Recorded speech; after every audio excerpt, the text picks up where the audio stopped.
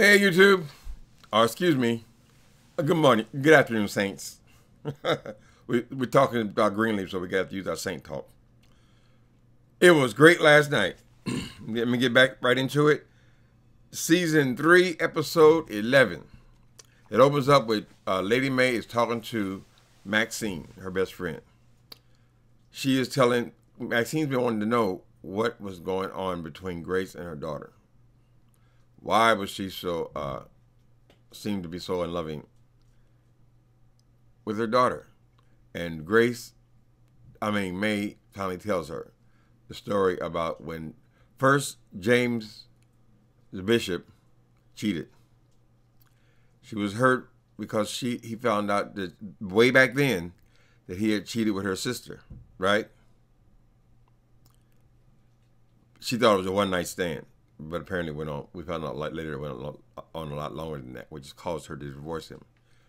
But when she first found out, she had an affair with Lionel. And right around the same time, she got pregnant.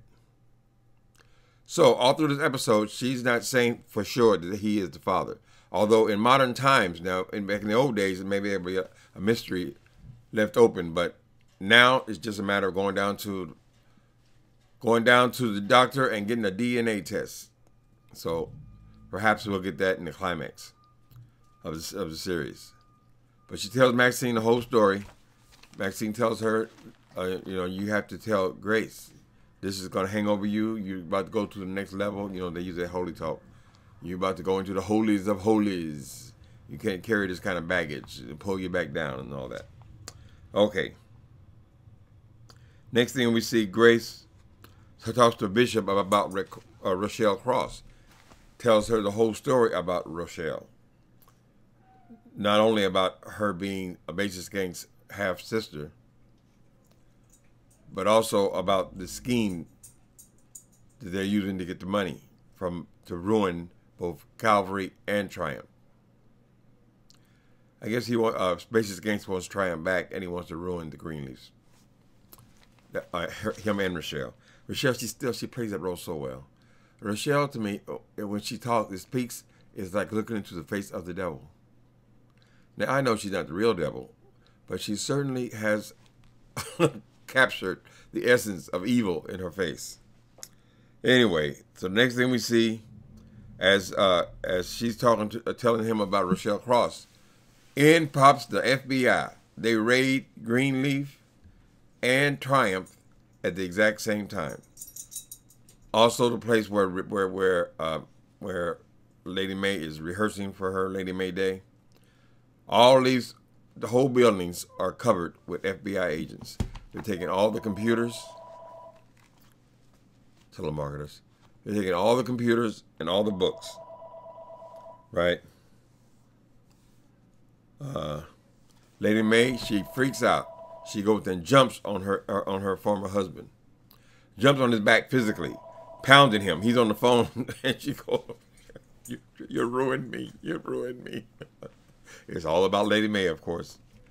He's trying to, he's so passive with concern her. Mae, I'm trying to fix it. I'm going to fix it, Mae. I'm going to fix it, Mae. As she beating the shit out of him. All right. So it's revealed that Bishop is under the impression that the FBI have been paid off, right? Or been paid $200,000. All the way owed $2 million. So I don't know the details yet, but he's under the impression that this woman is taking care of the FBI, which is all bullshit, and now it's exposed by Grace that he's been a trick. Okay. Immediately, Grace calls her lawyer or the Greenleaf lawyer, tells him to get there as soon as possible.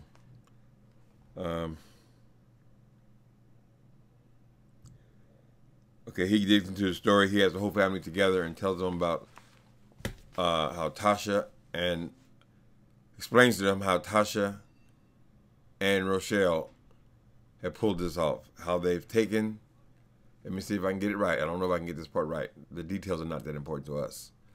But they took money from Triumph, put it into this account of this church with no walls situation. All the signatures are correct. Then Bishop supposedly took the money out of that account, thinking it was his account. They have his signatures on paper as well as actually taking the money out and giving it to, he took it out to give it to Rochelle Cross. But there is no cryptocurrency website. The whole thing was a fraud. They've taken this money themselves and set all of them up for these charges of bank fraud and embezzlement. Right? Okay, next thing we see is Charity comes up. She approaches the FBI man with this long story, which is, the story is a made-up story, but she makes this elaborate story about how she was dating some guys. First she starts off about she was a PK, a preacher's kid, and how she had to live right and all that kind of thing, how important it is that they don't have any scandal. So they don't have any scandal, and the place is covered in FBI agents for fraud and embezzlement. Anyway, she tells the FBI agent, "Oh, you guys, I have to get that computer because I was dating someone and there were pictures and my mother paid him off and he said, oh, so you want your computer back?" He said, no, it's in my mother's computer. She's the one that paid him off. Right? She makes the whole thing up to get Lady May's stuff back. May has been very cruel and evil to her, but for some reason she decides she wants to try to help her mother. Okay. He says he'll talk to his supervisor about it. Next thing, Jacob talks to Tasha on the phone. As Jacob finally gets through with Tasha, right? It's all forms around Tasha because she's weak. She don't know if she's in love with her husband or him. You know, she's an emotional mess. Tasha is the weakest link. He finally gets to talk to her. But as he's talking to her, his wife, Clarissa, is right there in front of him. Tasha's not aware of this. And on the other end, on Tasha's end, Bassie and Rochelle are there coaching her to what to say. So there's all these people are involved in this conversation. All right. And at the end, because she's being so resistant, saying she don't know anything about it and all this. Tasha, she's not cooperating. So Clarissa tells her husband, Jacob, tell her that you love her. So she knows that this girl is in love with him. She probably figured it out. He kissed her, but she is really going in for Jacob. She knows that this will get her to loosen up. She said, tell her that you love her. And so on Tasha's, he does it. He said, I love you, Tasha. On Tasha's end, he got her on speakerphone. And this boy, Bassie, hears him say that. And it just messes him up. Now, I thought the dude was just a player. You know, he just used Tasha. Tasha was weak. And, you know, but apparently he really loves her. He takes it very hard that they were having an affair. Or so he assumes. Okay. So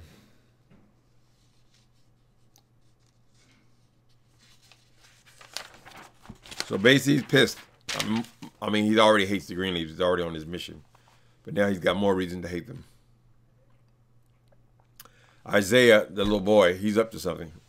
Because usually Zora goes to the studio with him to record when he records, right? Kind of his, she always goes with him. Now he don't want her to go to the studio. He gives her $100, said, go get your hair done and get your nails done or whatever. But she knows he's up to something. He's already pretty much shown that he distances himself around other women. And now he's kind of sent her away. So he's up to something. He wants to go to the studio and cheat with some other woman. Someone records this and posts it. I think it's on Snapchat or some one of them websites. And Sophia, Grace's daughter, sees it online. Sees him making out with another girl. So they have been on bad terms, Sophia and Zora, for a while. They're cousins. But she sends her, have you seen this? And sends her the clip. So now Zora knows that he's been cheating on her. And he won't even acknowledge her publicly. Right? So when he gets back to the hotel, the room, or the apartment where he's staying, she confronts him. And he just gets all drippy and, you know, she's weak. She sits up and makes love with him. All right. I thought that would be her perfect exit, because he can't keep his thing in his pants. It'd be an exit for her. But nope, he talks a little sweet talk to her. You're my main girl. Sound like a pimp. She falls for it. So far, and we got 2 more episodes after this one. This series is so good. This is so well written. Tyler and also Lee Daniels could learn a thing or two from these writers. I'm not sure who the writers is. Duvernay or something. I think a woman is a primary writer. But they did an excellent job on the series. Okay.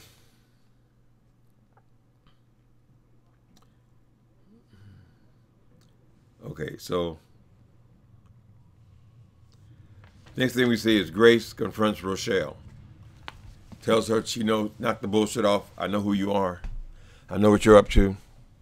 Rochelle denies everything. Oh, what do you mean? Like I told you, she's the devil. She's not to be shaken, right? She sticks to her lie. Rochelle. She kind of says, no, she says, I know you're angry because you feel like my father killed your father. You're punishing our family. Rochelle said, what? Why would I think something like that? My father worked for a church that your father owned. A church he couldn't pay the bills. Why would I think he killed him? Your father, he didn't kill him, right? So she knows. But they're playing the game, the cat and mouse game.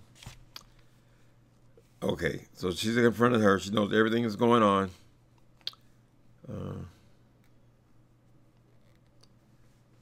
Connie, this deacon. Apparently, you know, the Bible worshipers, they go by what the Bible says. So deacons have a lot of power in the church. They're also what are they installed in the church kind of thing. So Connie has power. She has enough power, although she's just the head of the deacon board, to remove the bishop. That's the way it's set up in Acts. I guess they try to stick to that. That's the way that their thing is written out. So Connie tells her she wants the bishop to remove himself. Now you would think that bishop is the boss. He would just fire her. But no, it's not like that. It's not the way they do. Connie is like a part of the board, I guess. She tells him that he's brought enough shame on the church. They have to try to rescue the church. She got in her mind, she wants Grace to lead the church. Right? Grace don't want to do it, so she says someone else in mind. And he's not going to allow her to take his church from him. I mean, he built the thing up from nothing. But she, in that way, has more power than the bishop. Actually, it would be the whole deacon board. But she's the head of the deacon board. So she says she wants him out. He says he's not going. As she's leaving the room, she says, you have no choice. Now, that's powerful. He gets the money, but she gets the power. Okay. Bassie is taking this thing hard about this little kiss between Tashia and Jacob. That woman, Rochelle, has already told him all about their little affair, or she suspects that girl's in love with him. This confirms it, right? She's trying to feed him, giving him breakfast. He's looking at her like he's the devil. That family. Demons. He's unforgiving. And he kind of I don't know. He's unforgiving, right? He don't trust her anymore. He don't want her to touch him and all this kind of stuff. So then Tashia, we get the impression that Tashia is secretly calling Jacob back and setting up a meeting. She says she wants to meet him. It's got to be secret, and she's afraid. When they finally have the meeting, she says, I'll text you the location. So he took her phone from her, Bassie skanks. And when Jacob goes to meet who he thinks is Tashia, it's actually Bassie. Don't try to text my wife anymore. I have her phone. He makes this man tell him what's going on between the wife. They have a lot bigger problems considering the FBI basically just kicked the doors off the whole damn operation. But he's more concerned with what happens between his wife and him. Now, this man then took off and has his wife thinking he's dead. Don't even tell him that he's even alive. But yet he wants enough respect that she didn't touch another man. Whatever. That Bassie gangs, he's another one. Yeah, him and Rochelle, they do appear to be siblings because they're evil. All right, so Jacob admits, okay, it was just a kiss. It meant nothing. So he basically says, well, one man's nothing. I believe you. That it meant nothing to you. It meant everything to me. But really, it meant everything to Tashia because she's the one that got all gooey and fell in love with him and all that kind of stuff. All right. Bishop, since Rochelle went and told Grace that she was with her father last night, and he had whispered and told her that he loves her and all this, which is still, that's one thing that's not clear if this actually happened or not. Rochelle says that it did happen. They were in bed together the night before. Bishop said that never happened. So that part is kind of murky. I mean, why would it either happen or didn't happen, right? She's convinced that it did happen. They made love, and he said he loved her. And then he's saying that the whole thing never happened. So he gets mad when Grace tells him about this, and he goes to confront Rochelle. He tells Rochelle, I know what you're up to. You got me. You got me. He confronts her about the fake company, the cryptocurrency and all this. You got me, but you won't get away with it. And as he's leaving that confrontation, she says, bitch, I already did with that smirk of hers.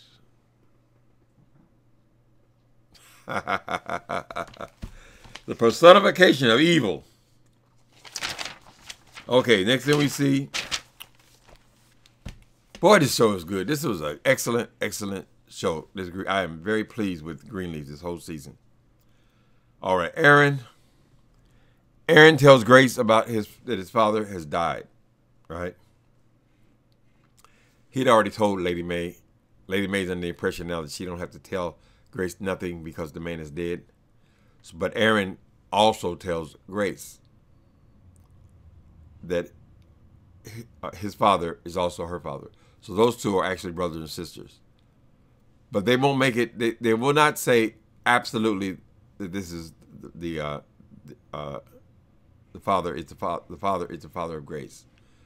It's going to have DNA in this case because May basically, according to what she says, she doesn't know who impregnated her. She just knows she had the affair and she was having sex with her husband and that man at the same time. Okay, so Aaron tells Grace. Grace then asks her mother, is Lionel my father? And this episode ends with, I don't know. So, that was the end of the show. The simple thing is they have to take DNA tests. Grace does look a lot more like Lionel and Aaron than she does like May and her father, the bishop, and also Charity. But black people, we all different colors. I mean, you can be any color. You don't have to always. In my family, in my personal family, they got people that are dark skinned, medium skin. I consider myself medium tone. And then my sister is extremely light skinned. So we can't get it from just the skin color. It's going to take DNA. That's where they left it. Okay, it was an excellent show. I am so pleased with Greenleaf. Those writers did an excellent job, and they should be rewarded for it. Talk to you next week. Only 2 episodes left.